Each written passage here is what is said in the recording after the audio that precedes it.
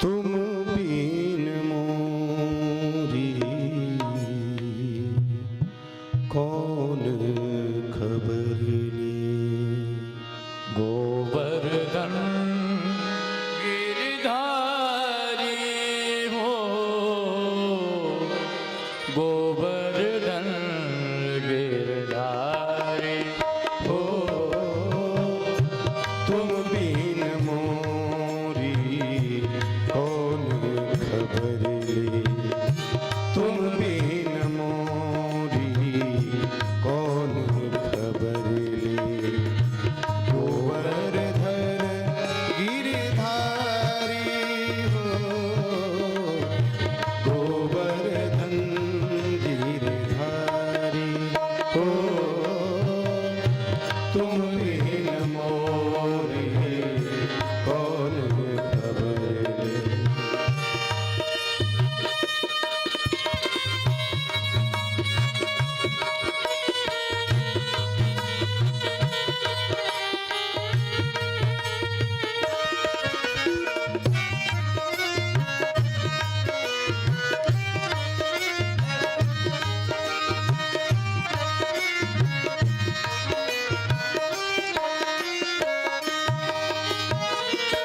वृंदावन धूम मचावे, वृंदावन में धूम मचावे, वृंदावन में धेनु चरावे, वृंदावन में धेनु चरावे, चरणों में जाओ बलिहारी, चरणों में जाओ बलिहारी हो, चरणों में जाओ बलिहारी हो, तुम बिन मोरी कौन खबर ली। तुम बिन मोरी कौन खबर ली। गोवर्धन गिरधारी हो, गोवर्धन गिरधारी हो, तुम बिन मोरी कौन खबर ली।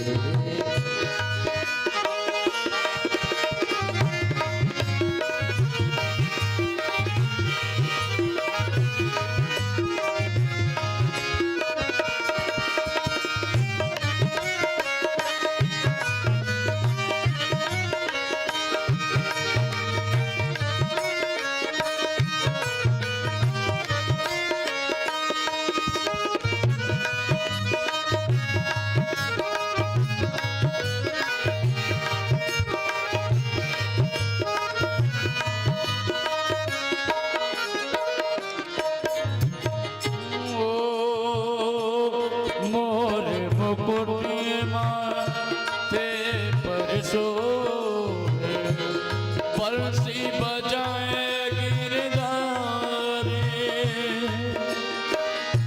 बंसी बजाए गिरधारी, बंसी बजाए गिरधारी, मोर मुकुटी माथे पर सोहे, बंसी बजाए गिरधारी, बंसी बजाए गिरधारी, बंसी बजाए गिरधारी हो, तुम बिन मोरी कौन खबर ली।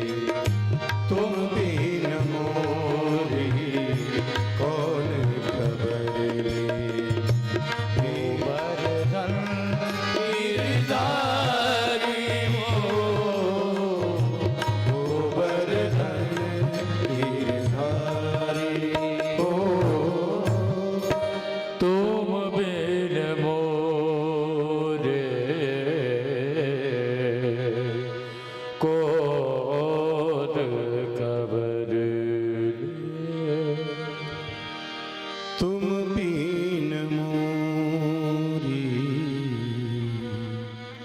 कौन खबर ले। गोवर्धन गिरधारी हो, गोवर्धन गिरधारी, तुम बिन मोरी कौन खबर। और इस प्रकार से जब ब्रजवासियों ने गोवर्धन नाथ की स्तुति की, उनका ध्यान लगाया, तो भगवान ने कहा, रे ब्रजवासियों, अरे भाई बात है गई हमारी गोवर्धन नाथ जी से। अच्छा कन्हैया भाई, ये तेरे गिरिराज जी तो भाई बस तेरे को ही दर्शन देते हैं, तेरे से ही बात करते हैं। भगवान ने कहा, भाई ये सब छोड़ो, पहले ये सुनो बात क्या हुई है। अच्छा भैया बता कन्हैया, क्या बात है गई भैया। हमारे देवता ने कहा कि हमको ही छाते की तरह उठा लो और हमारे ही तलहटी में आश्रय पालो। अब श्री दामा ने कहा, क्या रे कनुआ, आज तू भांग पी करके आया है क्या? अरे ये 7 कोस के इतने विशाल श्री गिरिनाथ जी, गोवर्धन नाथ जी, ये बच्चों का खिलवाड़ है क्या? अरे जब देवता ने कही है तो भाई एक बार प्रयास करके देख भी लेते हैं। ठीक है भाई, जब तू कहता है तो देख लेते हैं। सुखदेव जी कह रहे हैं कि परीक्षित, जितने ब्रजवासी हैं सब लोग मिलकर के एक साथ लग गए, और जिस प्रकार से कोई नन्हा बालक सहजता पूर्वक कुकुर मुत्ते को उखाड़ लेता है, जो सफेद रंग का होता है, आजकल उसे मशरूम कहते हैं, जिस प्रकार से सहजता से उखाड़ लेता है, उसी प्रकार से भगवान श्याम सुंदर ने, कृष्ण कन्हैया ने आज 7 कोस के श्री गिरिराज जी को अपनी कनिष्ठिका उंगली पर धारण कर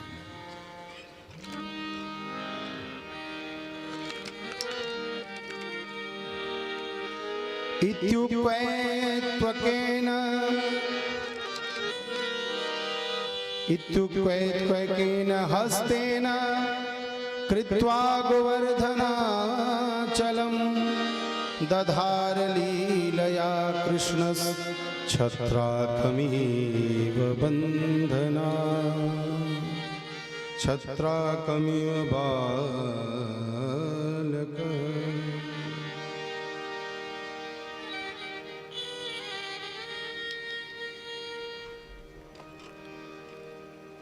अब तो सबरे ग्वाला एक दूसरे की तरफ देख रहे हैं। भाई अरे गजब है क्या कन्हैया भैया, हम सबन को विश्वास नहीं हो रहा कि हम सब मिलकर के गिरिराज जी को अपने ऊपर धारण कर लिए। भगवान ने कहा ऐसे ही फ्री के माखन जाकर के घर घर थोड़ी खिलाए थे, आज दिखा ना उसी माखन मिश्री का बल है कि सबरे ग्वाला मिलकर के गोवर्धन नाथ जी को उठा लिए। कछु माखन से बल बढ़ो, कछु गोपन करी सहाय, राधे तेरी कृपा से गोवर्धन दियो उठा, राधे तेरी कृपा से गोवर्धन दियो।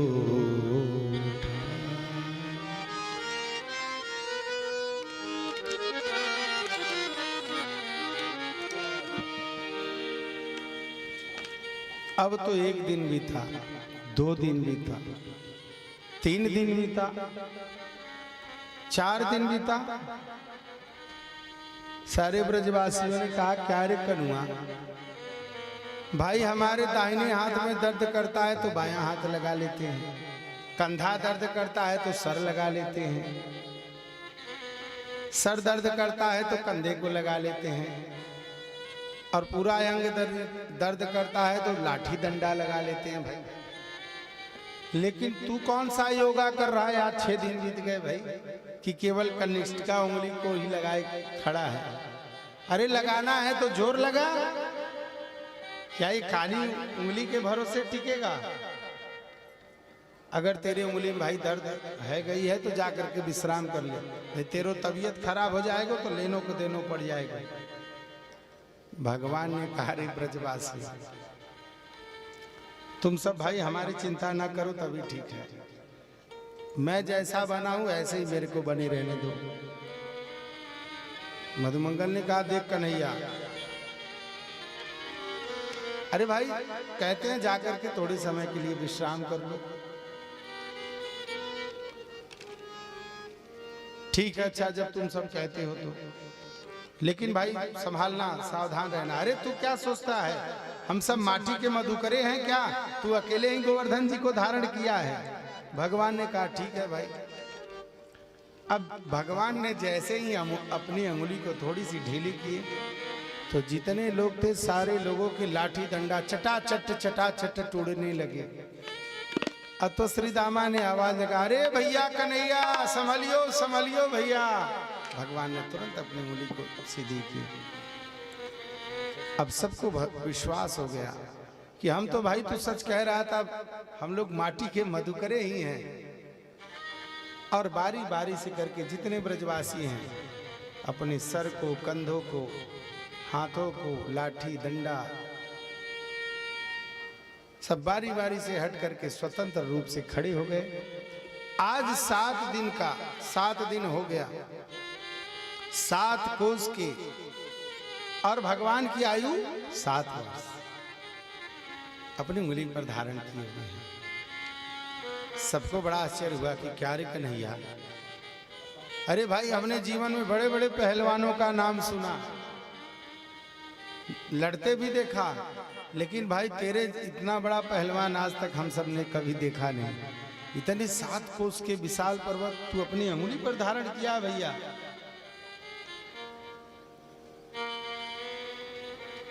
अब हम सबन को विश्वास हो गया कि तू कोई साधारण लाला नहीं है। अरे 6 दिन की अवस्था में तैने विशाल काय पूतना का वध किया, सकटासुर का वध किया, त्रिडावर्त का वध किया, अघासुर, बकासुर, इतने बड़े बड़े दैत्यों का तैने वध किया। आज हम सबको पक्का विश्वास हो गया है कि तू तो साक्षात भगवान का अवतार है। भगवान ने कहा हे प्रभु, आज मेरी भगवत्ता प्रकट हो गई, अब जय जय सिया राम हो जाएगी। अब ये जो ब्रजवासी हैं मेरे साथ रोज कबड्डी खेलते हैं, आती पाती खेलते हैं, अब ये मेरे साथ खेलेंगे नहीं। अरे भगवान के साथ करते क्या है, स्नान कराया, पूजन किया, नैवेद्य धारण कराया, दीपक दिखाया, धूप दिखाया, भोग लगाया, फिर अलमारी बंद की। अब हमें आनंद नहीं मिलने वाला है। बड़ी कृपा की भैया, तने समय रहते अपनी उंगली को सीधी कर ली, नहीं तो लाठी डंडा ही चटाचट हुए थे ना। थोड़ा समय और रुकता तो हमारे कंधे भी चटाचट हो जाते। लेकिन तू सच सच बता, तू कौन है? भगवान ने कहा अरे भाई ब्रजवासियों, काय को हमारे पीछे हाथ धो के पड़े हो भाई, हम काऊ भगवान भगवान नहीं है। अच्छा तो ये चमत्कार कैसो दिख रहे हो, दिख रहा है? भगवान ने कहा सुनो, जब तुम सब गोवर्धन नाथ जी का ध्यान कर रहे थे, वह समय मेरी बात मेरे देवता से हो गई। अच्छा क्या बात हुई भाई? मेरे देवता ने कहा देख कन्हैया, तुमको जो भी देखेगा वाकई अंदर का सारा बल तेरे अंदर आ जाएगा। अब तुम सब उठा रहे थे, मेरी तरफ देखे, मैंने तुम्हारी तरफ देखा, तुम सारे ब्रजवासियों के अंदर का बल मेरे अंदर आ गया। जा बात है, अभी समझ में आई। बारे कन्हैया, तू पहले माखन मिश्री भैया चुराता था, चीर चुराने लगा, अब हम सबन के बलन को भी चुराने लगा। इस प्रकार से भगवान ने अपनी भगवत्ता को छिपा लिया। बारिश समाप्त हो गई और भगवान ने पूर्व की तरह श्री गिरिराज जी को स्थापित किया और सारे ब्रजवासियों को लेकर के वृंदावन की तरफ चले गए।